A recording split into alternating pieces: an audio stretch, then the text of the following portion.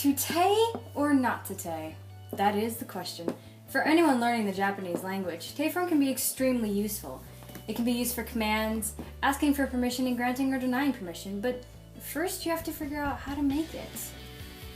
In order to be able to use and create tay form sentences, you first have to be able to put verbs into short form. In case you didn't pay attention in elementary school, verbs are words used when performing an action. To begin with, you need to figure out what the verb stem is of the word you're using. For example, the verb stem of ikimasu is iki. This is the verb stem for this word because it comes before the mas. When you're changing the verb stem to short form, you take the last character before the mas and change it to the nearest sounding u character. As such, ki would become ku, he would become hu, and so on. From here, you can use a song to figure out the tay form. Utsurute, mubununbe, sushite, kuite, kuide, surushite, kurukite, iku, ite. The song demonstrates what the short form verb stem should become in order to make it into tay form. However, these last few are examples of irregulars and follow that pattern alone. Remember, the song only works for u verbs. All short form verbs that are in ru form are simple to make into tay form. Simply drop the ru and add tay. There are some u verbs that end in ru, so don't get mixed up. From there, it's a matter of memorization.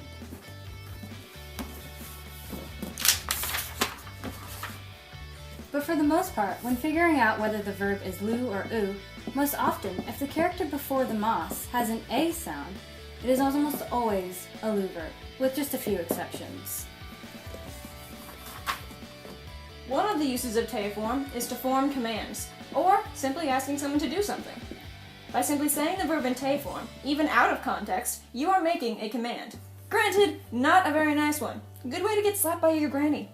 If you want to be more polite, you can add kudasai at the end after the tay form verb.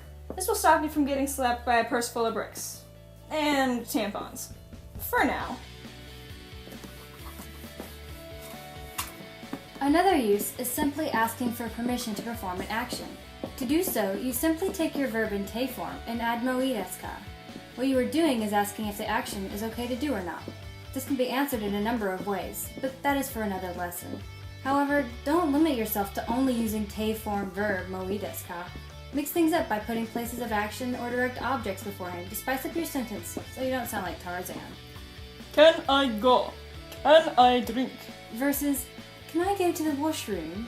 Or, can I drink some soda pop?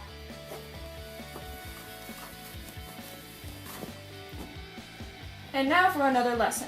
When replying to someone asking permission to do an action, you can reply either, yes, it is okay, or no, it is not okay.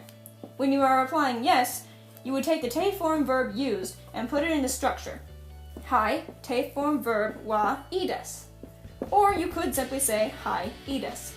When saying no, there's more than one way to put it. The more polite way to say no would be iie, tay form verb wa ikemasen. The other way to put it is iie, tay form verb wa dame desu.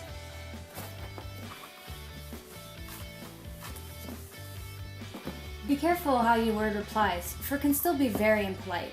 Another good way to get slapped by your mama's mama. Just replying to a permission request, be sure not to say EA or hi, because again, you'll sound like Tarzan. It can also be very confusing for the person asking if there are multiple parts to your request, if you don't specify what they can or cannot do.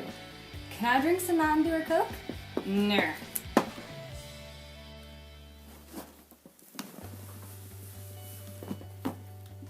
Thank you for watching. Now, what did you learn? What did you learn?